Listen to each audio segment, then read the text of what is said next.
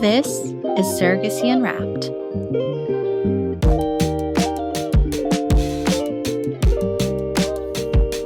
Today's episode, the IVF chapter, between science and hope.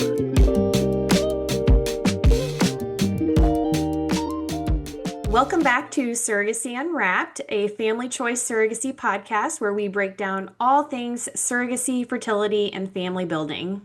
Yes, we are your hosts. I'm Mariah. And I am Kristie, and today we are diving into the topic that sits at the center of so many journeys, IVF. IVF is often talked about in really clinical terms, but behind all of that science is a very real emotional experience. Yes, it's a chapter that's filled with waiting, uncertainty, decision-making, and a lot of hope. And today we are going to be pulling back the curtain on what actually happens during the IVF process, from embryo creation all the way through to transfer, the ups and the downs, and anything that can come with each cycle. Yeah, we're joined by a very special guest. Please welcome Jennifer Edmonds. She is a yoga, Pilates, meditation, and breathwork teacher. With over 15 years of experience, she specializes in fertility and women's health. During a long and difficult fertility journey of her own, Jennifer eventually found the practice of fertility yoga. This practice was able to ease her anxiety while trying to conceive, relieve chronic insomnia, rebalance a thyroid condition, and eventually it helped her to fall pregnant naturally. She now runs an online business, Element Pilates and Yoga, helping women all over the world overcome fertility challenges and find their way to motherhood. She is the host of the Your Journey to Fertility podcast and the founder of the In Your Element Fertility Yoga program. Jen, we are so excited that you are here with us today. Thank you so much for having me. It's just such an honor to connect with you from all the way across the world, and I can't wait to dive into everything that we have coming up. Yeah, amazing. So Jen, tell us just to start more about your journey with IVF and really how that led you to where you are right now. Gosh, okay, it is a long story, so we're going to do the condensed version as much as we possibly can. I got married when I was 33, and we started trying for a baby soon after that. And after a series of events where nothing was happening, my cycle wasn't returning. We got diagnosed with early menopause when I was 34. So I was told that if I wanted to have a family, my only option was IVF, and I needed to do it straight away. So we dove straight into our first cycle. I got no embryos from that first cycle. My body didn't respond to the medications at all. And we were left in this place of being told, well, potentially IVF isn't really an option for you. And as someone who had always been, quote unquote healthy, we were relatively young in the scheme of things, especially in the fertility space, we were just shocked, to put it lightly. We had no idea where to go next. So I decided to do a little bit of research, did some sort of investigating as to some natural ways that I could help support my body and my overall health and fertility at the same time. I worked with a naturopath, and I really shopped around and did my research in terms of doctors as well. So we found a doctor that we were happy with, who kind of specialized in what we had going on. We did another round of IVF, and we, lo and behold, ended up with one little embryo from that second cycle.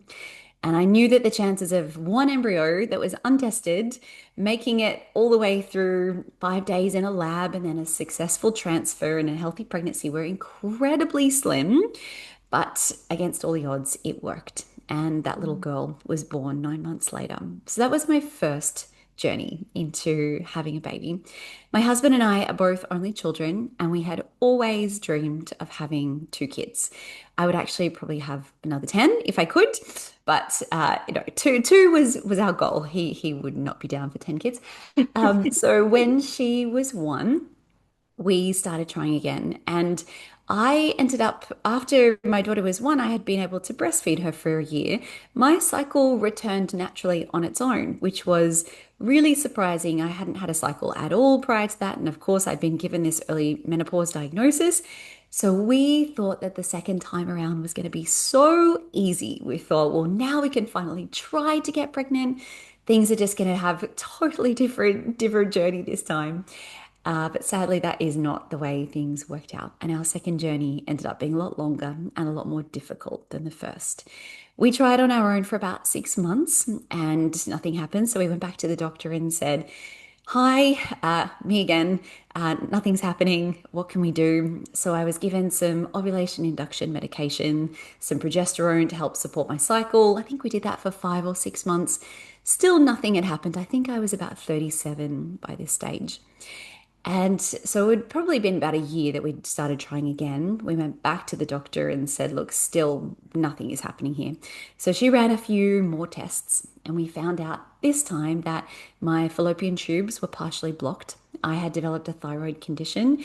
My AMH levels were incredibly low. They were basically at zero, which meant my egg reserve was pretty much running out. What else did we have going on? There were so many things. I had very low progesterone. I developed chronic insomnia, so I was put on anti-anxiety medication and sleeping tablets. And we ended up with a bit of male factor fertility issues as well. So, with all of that going on, coupled with my age, the doctor said, I think you just need to go back to IVF. And we were so disappointed, but we thought, look, it worked last time. Let's just do it again, move on with our lives. Let's get this over and done with. So we did another round of IVF, and this time it actually went really well. We ended up with two perfect little healthy embryos. We transferred both, and sadly, neither of them stuck. And that was at the end of March in 2020. And if we can all cast our minds back to what happened at the end of March in 2020, the day after I found out I wasn't pregnant, we went into lockdown over COVID. So every fertility clinic pretty much in the world was closed because we were considered non-essential surgeries. So I thought that was pretty much it. We had no idea when clinics would reopen. Obviously, I wasn't going to get pregnant on my own. So that was kind of the closed door on that chapter. And I had been a Pilates teacher for about 12 years by this stage. And I remember one day, it was just after this had all happened, I was talking to a girl who I used to work with. She was a yoga teacher and she said, Jen, I don't know if you're interested, but I have a friend who teaches fertility yoga. Do you want to give it a go? And I was like, no, not really. I've just been through another round of IVF. Like, what is a bit of yoga going to do? But I couldn't go to work. My work was closed. I couldn't obviously try naturally to fall pregnant. I couldn't go back to the clinic. And I thought, look, what's one more thing? I'll just try this thing. We'll see what, if anything happens. And this will sound really dramatic, but it changed my life in so many ways. And I was not a yogi. I was a personal trainer. I had been an athlete growing up. I thought yoga was so boring. I didn't understand it. I was like, why are we lying down? Like, why can't we do some push-ups or something? But a couple of weeks after I started this practice, little things started to shift in my life. I would wake up in the morning and I would just feel a little less heavy. I think my husband would agree that I was a bit nicer to live with. A couple of weeks later, my insomnia disappeared. It sort of came out of nowhere. It was just one night I was able to fall asleep and I didn't think about it. I just woke up 8 hours later, and that was phenomenal because it had been months and months since I had a good night's sleep. And I thought, look, if this little yoga thing will help me to sleep, I will do it every day for the rest of my life. So I was like, I'm on board. Let's keep going. And then my thyroid condition started to heal. So I'd go in to get my blood work done, and without having changed my meds, my results would come back better. I hadn't changed anything else in my life. And then in July of 2020, I fell pregnant naturally. And to say we were, what is the word? Completely shocked is a huge understatement. We had no idea that this was a possibility for us. We were told that it wouldn't be. And I went to the doctor, we got the pregnancy confirmed, everything was looking amazing. And sadly, we lost that baby at 8 weeks. Oh, And you can probably still hear it in my voice now, like, gosh, it's been so many years, but the emotion is still there. And this was, don't get me wrong, it was a really dark time. It was a really difficult time, but there was something playing at the back of my mind because I had done something that no one told me would be possible. And I didn't have to spend much money. I didn't have to spend, thousands of dollars on clinics and procedures. And lo and behold, we did this on our own. And I decided that I could do it again. So I retrained as a yoga teacher and I decided to put all of the practices into my own life. And at the very end of 2020, I fell pregnant again, naturally. And that little boy was born 9 months later. And I just decided that, throughout my work, there's just so much that women are not told, about their bodies and about their capabilities. And I really want to remind people of that. So that's what brings me to the work that I do. And I guess that's what brings us together today. That gives me chills. Your story is incredible. Yeah, that's amazing. Jennifer, I two things came to mind listening to your story. The first is um I have always hated yoga with a fiery passion, and I probably should not tell you that, but I have. And Well, it sounds like she did too, to begin it with. is because That's true. it's so hard. It is so hard to turn my mind off. It is so hard to Mhm. do these micro movements that require the most incredible core strength. It is so difficult. I would rather pick up heavy weights and grunt and be noisy than do yoga. I hear you. Our agency owner, Leah, is currently involved in hot yoga. Do you Yes. ever, or have you ever done hot yoga before? I have, and I love hot yoga. It's something Okay. I get asked about a lot. It is not something that we want to do during the I would fertility journey. imagine. Would Yeah. imagine not. I mean, there's an argument that, there are certain times of the cycle that it could be beneficial, but generally that's something we steer clear of. But it is an amazing practice. Yes.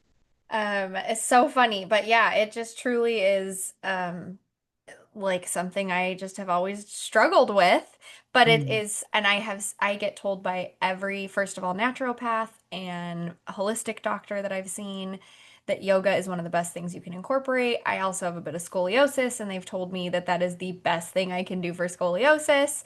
So, like it or not, it's being forced into my life, whether I whether I want to do it or not.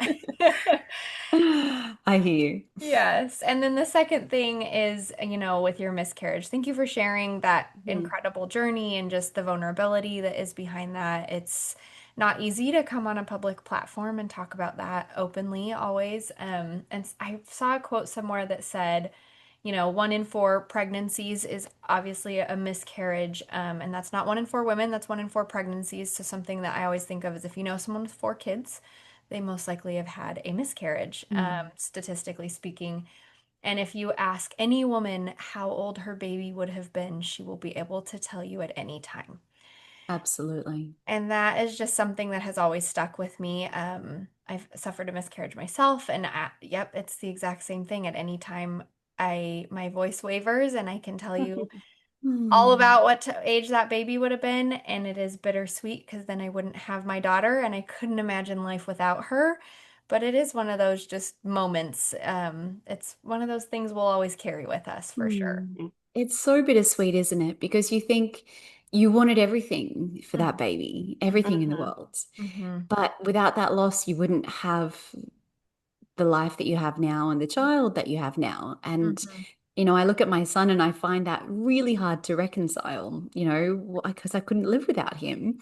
Mhm. But yet I wanted that other baby so much. So it is Mhm. such a difficult thing to get your head around. Mhm. It's a pulling, it's like a tug of war, Yeah. truly. Yeah. Great. Well, we would love to talk about IVF, what it really involves, and your journey in IVF, what you've been Mm. through.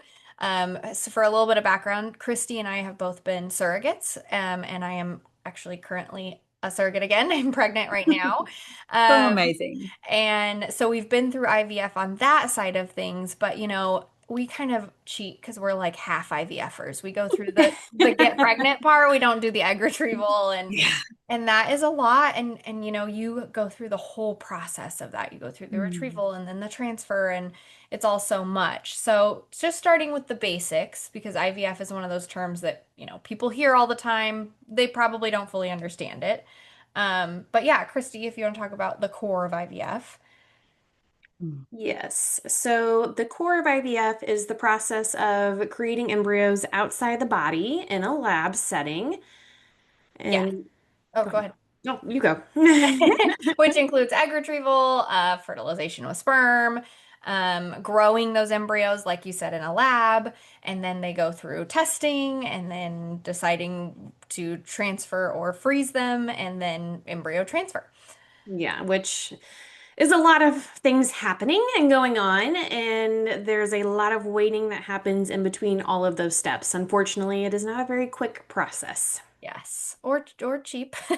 Or cheap. You were right. Never cheap. So Jen, from your perspective, what was it like going through that process and really seeing it unfold step by step?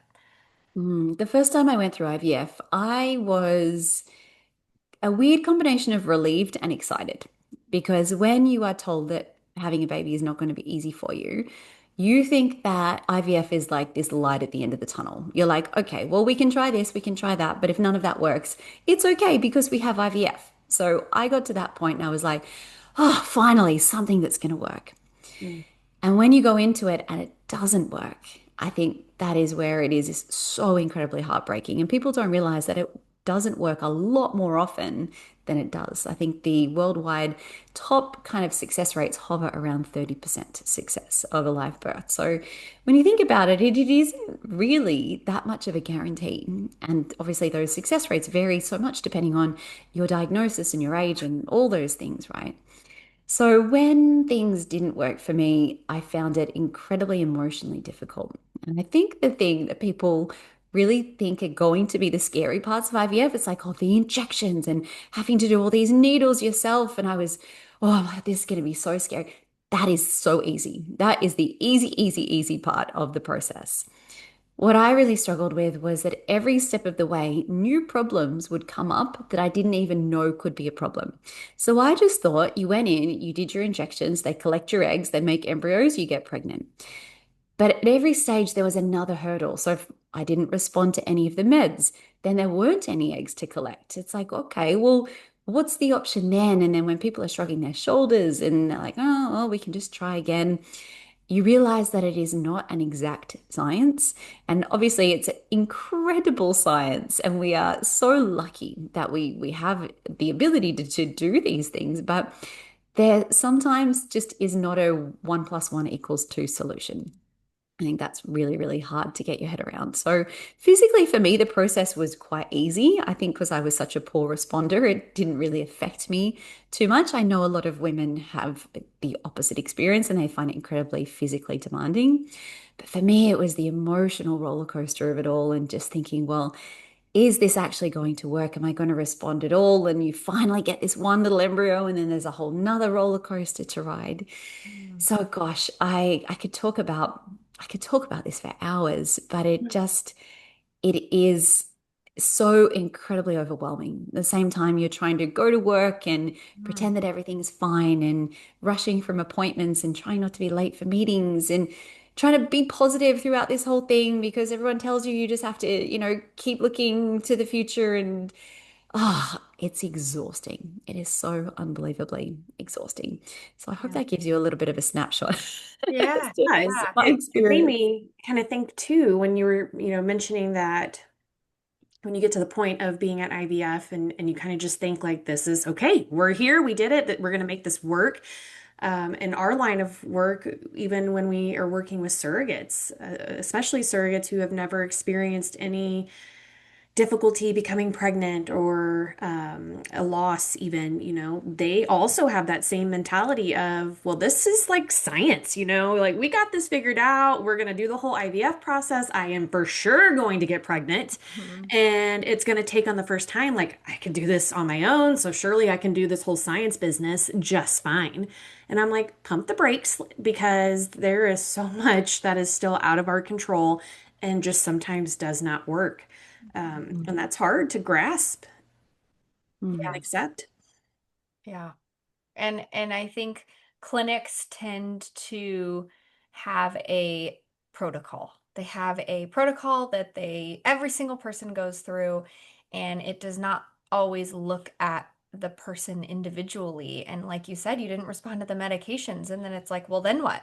And so many times I see REs or clinics go, well, we don't know, we're going to try this other thing, but we're not sure. And it's because, we're not cookie cutters. We're all so different and we all have different ways that our bodies respond and don't respond. And so sometimes it takes someone really sitting down and looking at you as a person. Yeah, Yeah. I hear you. I have really hated finding out that the first round of IVF is basically a test round to see Mm. how you're going to respond and what your body does because they actually have no idea. They can guess based on your hormone levels and a whole bunch of things, but you cannot guarantee what is going to happen. And I found that really hard to hear. Especially in your setting when your first round, you said you only had one embryo. Mm-hmm. That's scary. Mm-hmm. Yeah, so scary.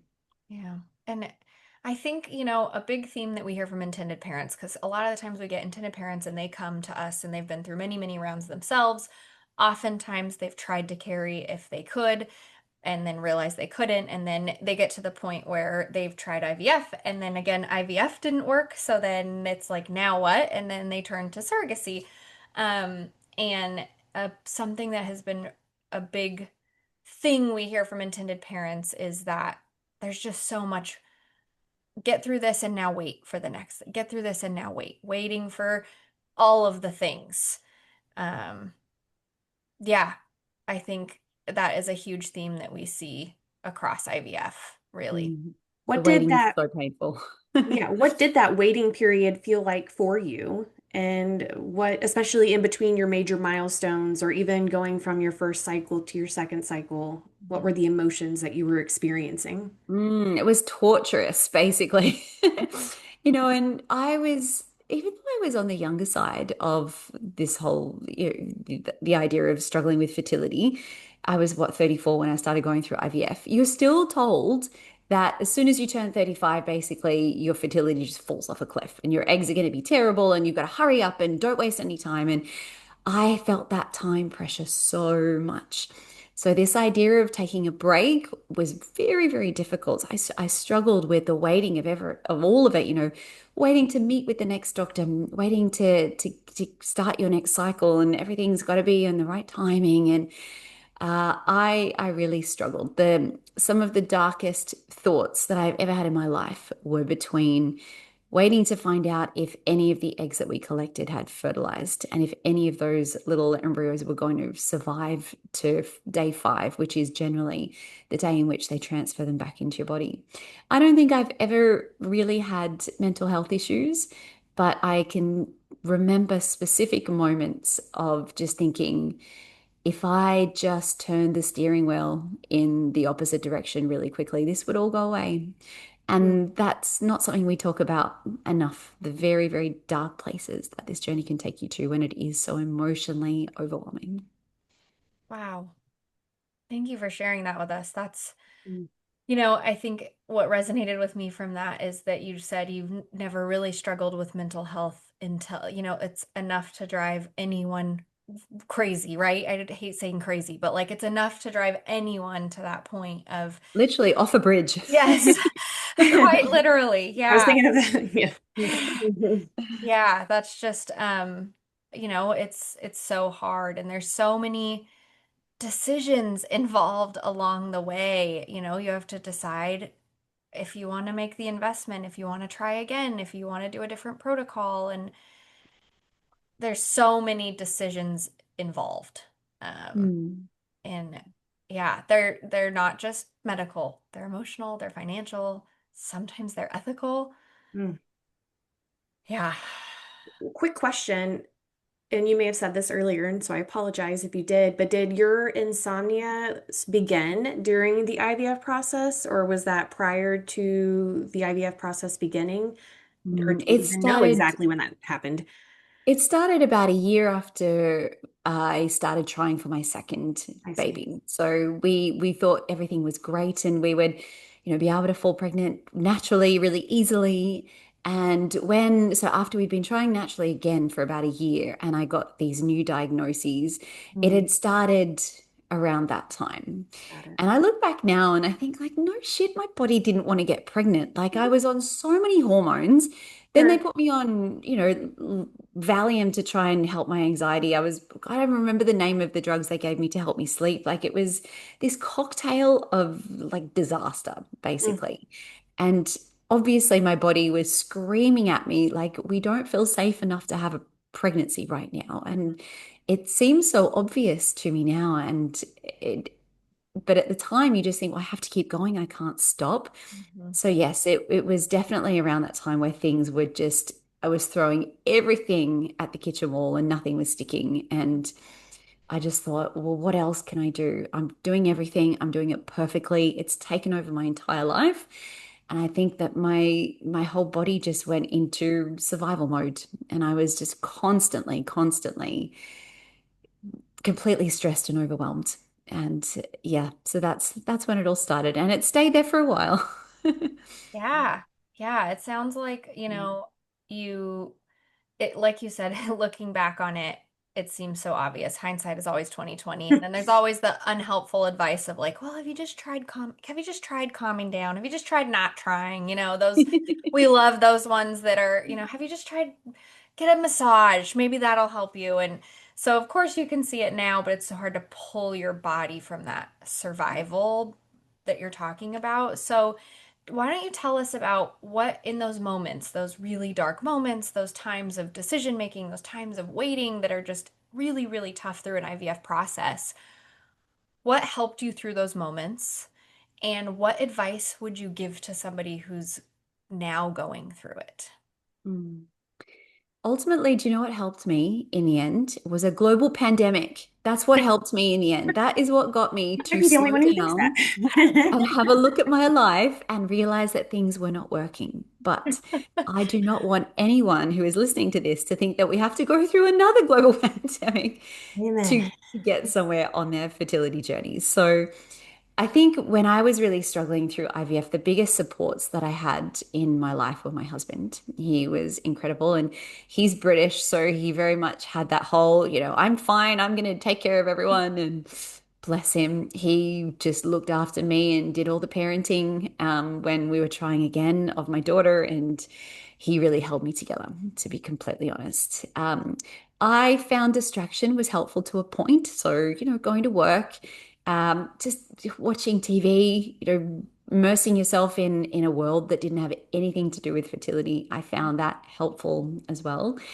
And the thing that it took me a while to find this, because I'm sure anyone who is listening to this who has been through this process would know that people don't get it. You go and talk to your friends and your family, and even my closest friends in the world, who are such lovely, kind-hearted humans, would just say the stupidest things and would trigger me so badly.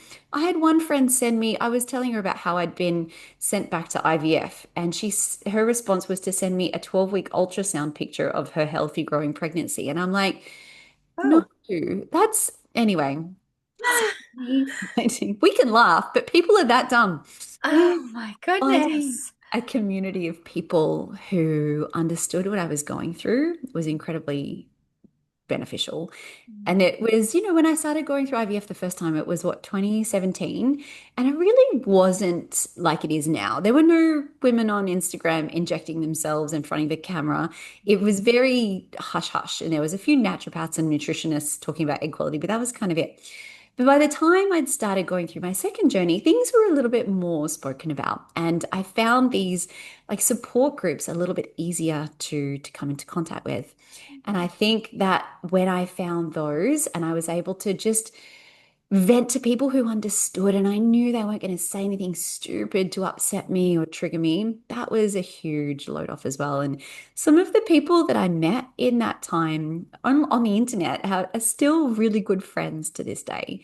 And, when I later on became a yoga teacher and I went and did a lot of training around somatic healing and trauma-informed therapy work and all of those things, you realize that one of the biggest parts of healing is this idea of co-regulation. So being able to be in the energy of others who support you is crucial. And it's or as humans, we literally need it for survival. And so that's why I include a huge community component of all of the programs that I offer these days, because it is the one thing that we're not really shown how to do. And it's very, very important. So I hope that answered your question. It was just really hard. I didn't do it well many days.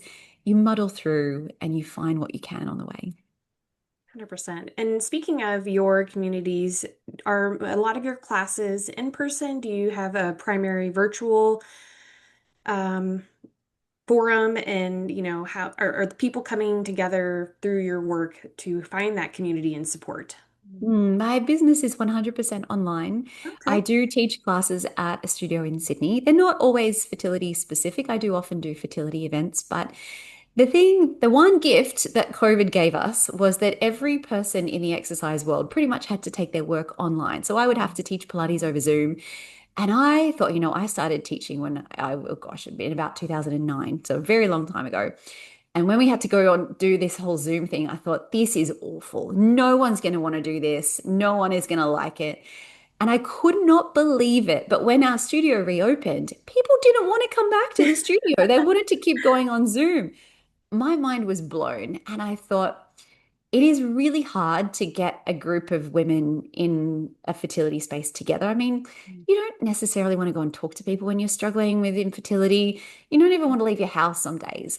So I found it worked so well to be able to bring all of these people together from all around the world. I have students in 6 different continents, and Wow. we all just come together. We have a chat. I run community circles, I run healing sessions, breath work workshops, like we do all sorts. And we just get to be in the energy of a bunch of others who get it. And Ah, that is so incredibly powerful. that's Mhm. amazing. Yeah, I think so special, forcing everybody to go online is, two sides of the coins, blessing and a curse, because now everyone's online and Yeah, everything is online. But it's so true. There's so many communities out there and people you can connect with that never in your life would you have connected with them if you didn't absolutely. have this tool at the tips of your fingers. And that's, yeah, incredible. Well, I'm definitely going to have to be doing some of your classes, as I've been told, is crucial for my health and pregnancy. So, I saw on Jen's website that she had prenatal courses and amazing. postnatal. I do. I have a very big pre and postnatal component. So I have an exercise science background, and I worked for a very long time with physiotherapists who kind of specialized in pre and postnatal work. So I really, surrounded by pregnant women for many, many years before I decided to get pregnant myself. I just thought it was going to be so easy because that's the world I lived in, and I knew exactly how to support my body during pregnancy and postpartum. So I have all of that knowledge still there, and I love working with my students through that full journey. But I just realized there was nothing available for women who are trying to conceive in terms of safe movement and exercise. Mm. And there are so many physiological benefits of what I do and what the practices involve. But it's so much more than that, it's that emotional healing that we have to go through at the same time. And then, yes, you're right, being able to offer the pre and postnatal parts of my work as well is really special. So I was just thinking about when you're talking how I have seen several clinics who will recommend acupuncture as part of their clinical steps in leading into the IVF or surrogacy IVF journey, whatever the case may be. Are any clinics offering fertility yoga as just the Some workup? Yeah, some do. I partner with several fertility specialists around the world who recommend my program to their patients. And I think it is maybe the slightly more enlightened ones. Mm. Hmm. Because a lot of the advice that you still hear from clinics is, first of all, when you're going through a stimulation phase of the IVF process, it's like, well, don't do any exercise because you have to be very gentle with your ovaries and we don't want any damage to be done. And like not moving your body at all actually is really detrimental. And then post transfer, there are still clinics telling people to go on bed rest, which has Yeah. been scientifically proven to not be helpful for an early Yes, pregnancy. Because you imagine like how many women get pregnant naturally every day who are lying in bed like all Exactly. day long? Come on. That's not how our bodies were designed. So I think it is very, very important if you are wanting to move your body that you do it in a safe way and you really are under the guidance of someone who knows what to be doing at each part of the IVF process, because there are a lot of movements that we want to avoid, especially during the stimulation phase. But it's all about knowing, what you can do at what stage and just being supported by someone who can really guide you and say, look, we're going to ease off on this for a couple of weeks, but you can continue with that.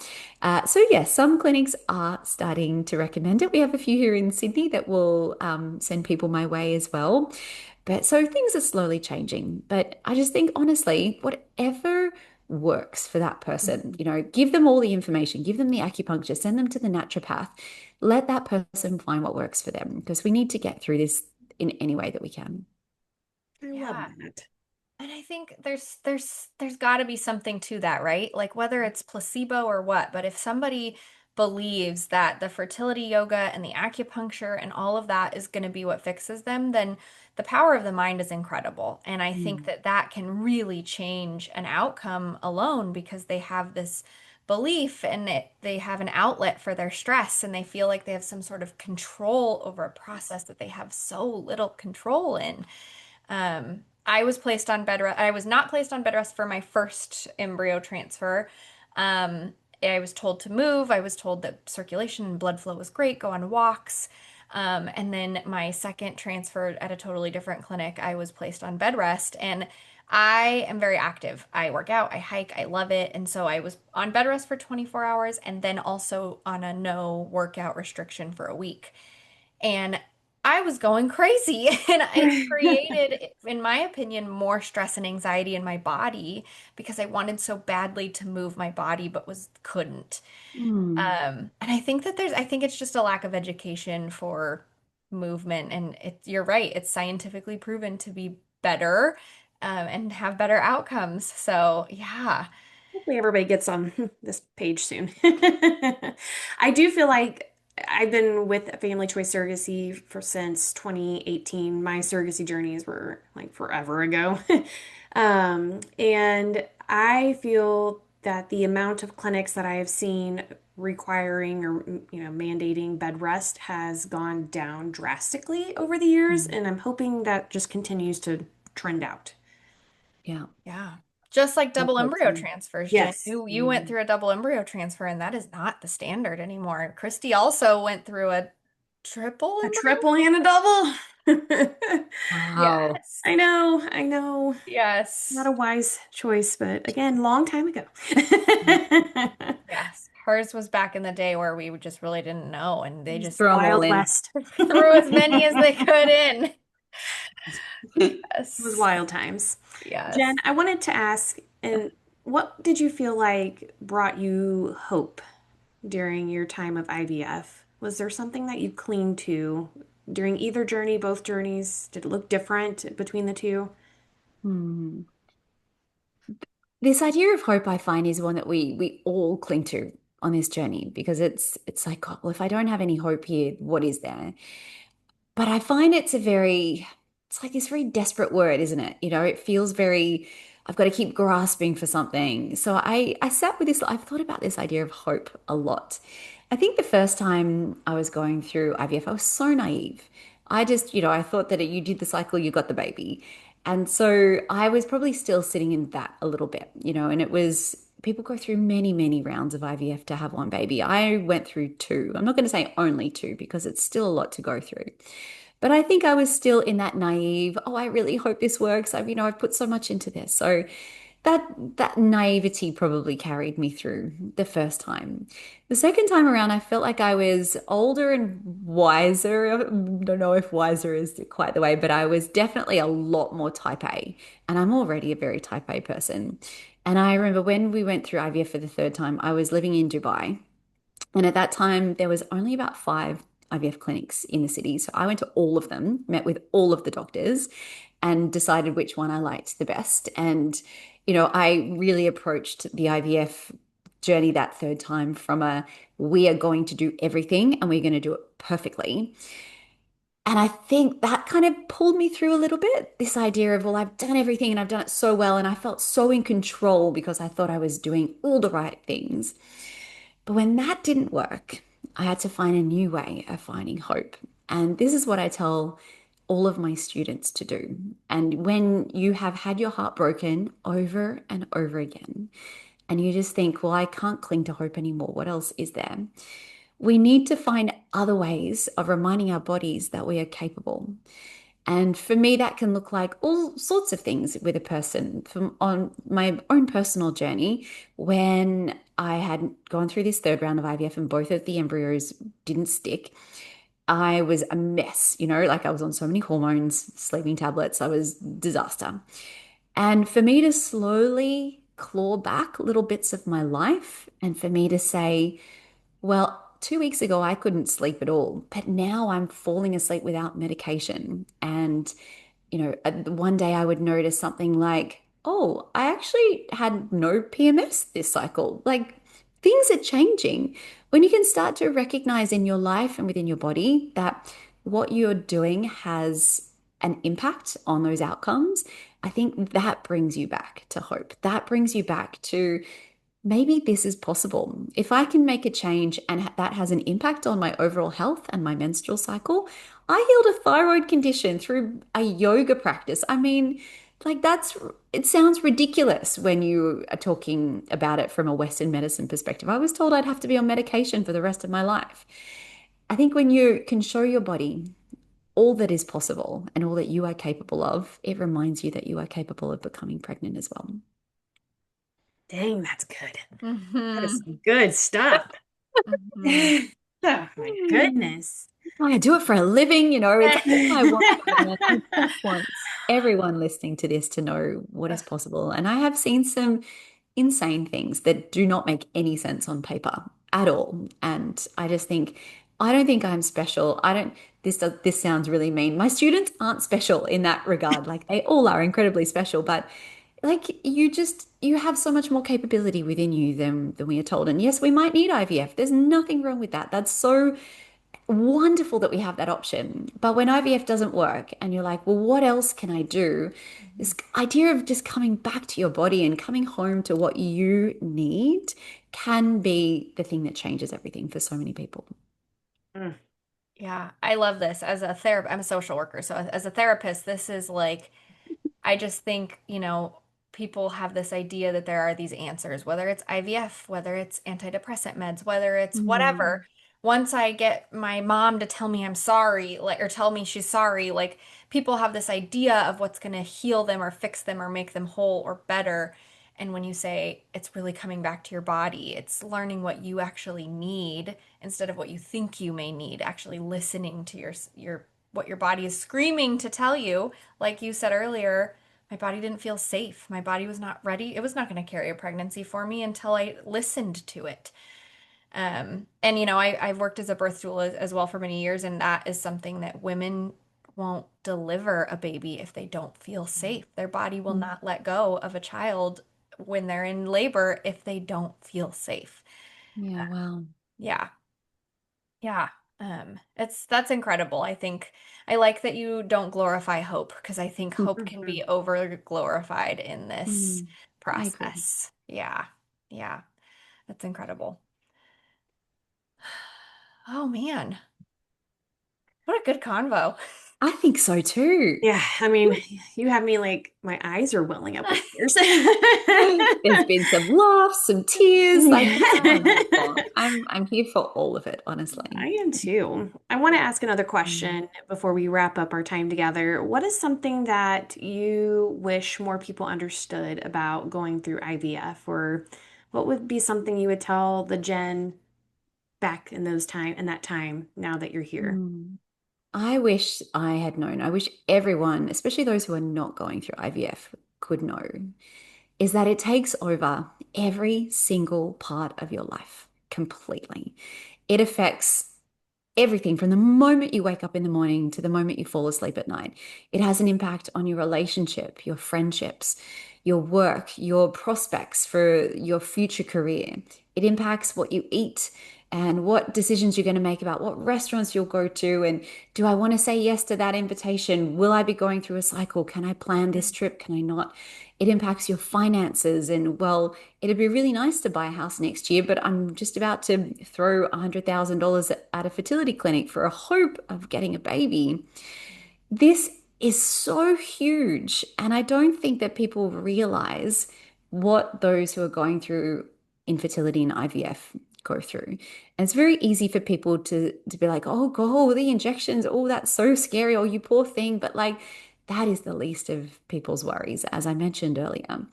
So just to give those who are going through it, give yourself some grace. I don't want anyone to minimize this journey for you. I want you to know what a huge, huge deal it is, and that is okay to be struggling and to be completely miserable and just want to throw things out the window all day long. And for those who are not going through it, but they're around people who are, give them as much space and patience and grace as you can. And if that means they can't come to your baby shower, that's okay. It's not because they don't want to, and it's not because they want anything bad for you, but Mhm. they just can't. They need to protect their hearts as well. So I really wish people understood what a life-altering experience this is, because it really changes everything. Mm. Wow.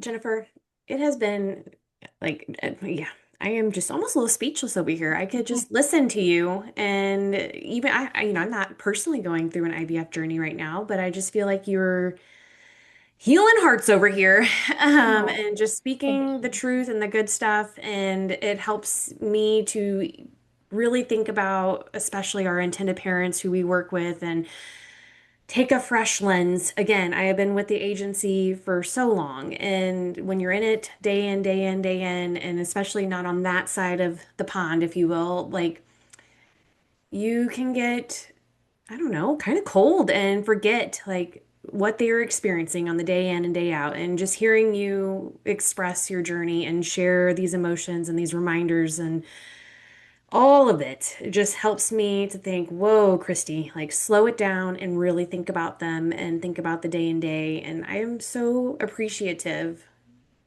for that pause. And that's huge for me. So I thank you. Thank you. I get these pauses every now and then as well, and occasionally I'll have something happen to a student that it just floors me completely. And it's really easy to get caught up in the day-to-day running of a business, right? We've got to make all the tech stuff is right and people get the emails and I'm here for the journey, for what people are going through, because that is the thing that they need. You don't fall into this kind of work because you think it's going to be easy, or the I could go to an office job, I suspect, and have a much simpler life, but it wouldn't be anywhere near as fulfilling. So I think it's so important for all of us to have that moment as well. Yeah. I actually made that joke just this week in a meeting that I was ready to quit and go have a boring job somewhere. And But we couldn't. We but I couldn't. couldn't. I would never be happy and I would never love my job like I do. And like Kristie said, I think so many times, I work a lot with our intended parents and sometimes I get the short end of their emotions and I always am just in that moment remembering these feelings that there's just so much and they have so little outlets and some of them aren't telling anyone in their lives what they're going through. Mhm. And No. so there's times where we as the agency are the only people that know what they're dealing with. And what an Wow. honor that is to be able to hold that for them and hold that space. And, something I tell my intended parents is I'm going to hold on to your hope until you're ready to have it back. Because sometimes they come to us and they have their little hope left. And Mm. so I will hold it and when you're ready, you come get it back because we're not giving up. And so Oh, that gives me chills as well. it's a Mm. special thing to be a part of this process and to be trusted. And I'm sure you feel that way with your clients that you are given this very special moment of their lives and this very specific trust in guiding them. It is. And I tell them often I do not take it lightly at all. Mhm. Yeah. Yeah, absolutely. Well, thank Mm. you so much for sharing everything, your story about your practice, the emotions, everything. Thank you for bringing yourself authentically to us. We are so excited to have you here and really just appreciate the time. Where can people find you and find your content? Well, as you can probably tell, I do like to talk a lot. So I started a podcast a couple of years ago. So people want to listen to me ramble on even more, you can come and join me over there. It's called Your Journey to Fertility. We release episodes weekly. So my business is called Element Pilates and Yoga. You can find me on mostly Instagram. I also have a YouTube channel. I'm on TikTok as well. If this sounds like something that you want to try for yourself, I do have a free fertility yoga guide that I can give you the link to. And that is a way for you to download practices for each phase of your menstrual cycle, do a little bit of breath work, get into some meditation, and just see how it makes you feel. So that is the best way, I think, if you would like to reach out to me and get started on your own journey here as well. An element is ELEMENT, correct? That's Okay, right. perfect. Awesome. Yeah. Yeah, we would love that link. We'll put it in the podcast description whenever this goes out. So that way people can access it and find you. And, Mhm. to everyone that is listening, we just want you to know that if you're in the middle of your IVF chapter, if you're beginning to prepare for it, just know that there's so much more to this than what it seems. It's not just this checklist of a journey. There's so much more, and it might not be your final answer, or it might be, but whatever your journey is okay. Yeah. Mm. We want to thank you again for listening to Surrogacy Unwrapped.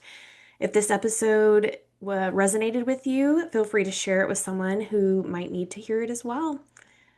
Amazing. Well, we will see everyone next time, and thank you again. So lovely Thank you meeting for you, having Jennifer. me.